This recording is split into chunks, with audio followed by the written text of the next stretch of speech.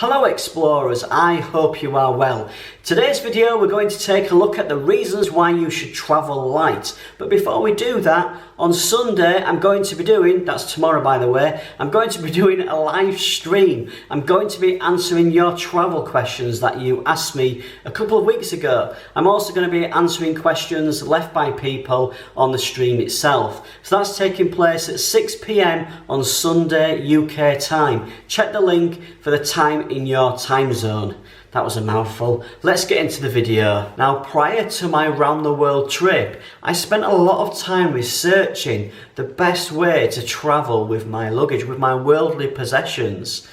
And what I decided to do in the end is travel light and be a minimalist traveller and only travel with the items that I really need. The number one reason for me to travel light is just the ease of getting through the airport.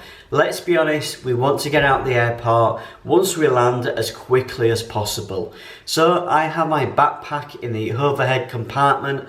I take it out, put it on my back, straight through security, although maybe not always straight through security. If you go to the US, for example, it's not always straight through security, but in principle, straight through security, and then past the baggage reclaim area where you can just feel to yourself, oh, what a great feeling, and all these people are waiting for their baggage and I've got mine on my back. And it's a great feeling, it really is. You can get straight through to the arrival hall and then jump on a train or a bus or a taxi to get to your final destination. The next reason is probably something more to think about in future life, and that's the strain that heavy baggage has on your body. If you're carrying a really heavy suitcase or you've got a really heavy backpack, then that can have a problem with your legs and your backs and your arms. It's worth thinking about. Obviously you younger people probably won't even worry about that, but it's amazing how many people I see struggling with an 80-litre backpack and a 40-litre backpack on the chest, and you can tell that they're really struggling. And when I speak to people who travel like that, the amount of pressure that they say is on their back, it's just not worth it. It might not be affecting you now, but in later life it will. Another big reason for me to travel light is just the ease of being able to get around. You know, when I'm travelling, a lot of the time I'm going from a plane to a train or a bus, and I'm having to carry this bag around with me. If I had 2 or even 3 bags with me, there's a likelihood that I'm going to lose one of those bags if I lose my concentration as I'm moving to the train station or onto the bus.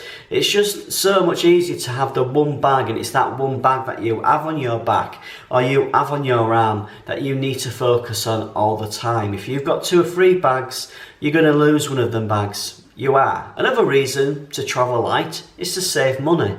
A lot of the low-cost airlines nowadays charge on average around £25 per bag for you to check it in. If you've got 4 or 5 flights as you're travelling around Asia or Europe or wherever, then that is really going to increase the price of your flights. If you have the one bag that you don't check in, that you just go as cabin luggage, you're going to save quite a decent amount of money. As I've mentioned in previous videos, the cheapest way to book a long-haul flight is to book an indirect flight. Now what that means is, say that you're flying from Manchester to Kuala Lumpur in Malaysia.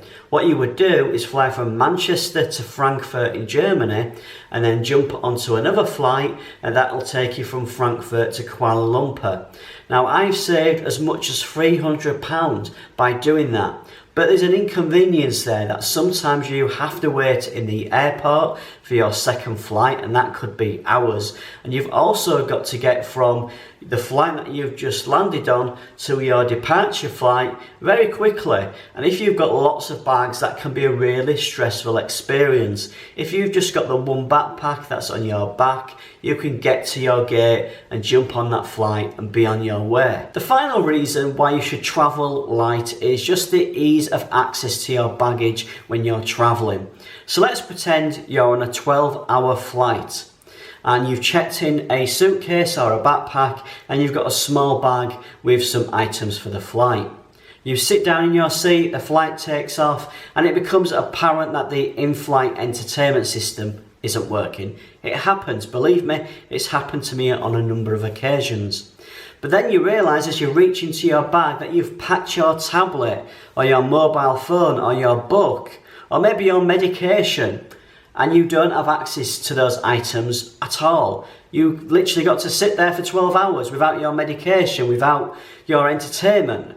Whereas if you were travelling light and you had your bag above you in the overhead compartment, you can just reach for your bag and get your tablet out, get your medication out, get whatever item that you need for your flight. I think you should all embrace minimalism when it comes to packing. And what I mean by that is really looking at the items that you're taking with you on your trip. If you have a huge suitcase, what you will do is try and fill that suitcase. You'll take items of clothing that you will not need. You'll take 2 or 3 cameras that you won't need. Just think about the items that you're taking with you, and instead buy a bag that you can use as cabin luggage, and then pack just that bag and see what items you really need to take with you on your trip. Also remember, things like liquids can cause lots of problems when you go through security. So if you can, buy those items when you get to your destination. It's less hassle and you've got more room to pack the items that you really need. That, Explorers, is the video for today. I hope you've enjoyed it. If you have, please give it a big thumbs up. If you've stumbled across this video and you aren't a subscriber, please click on that subscribe button and then you'll be notified when I upload new videos in the future. I upload videos on travel advice and exploring as I'm travelling around the world alone. If you've got any questions, please ask them below. And that's it. Thank you for watching.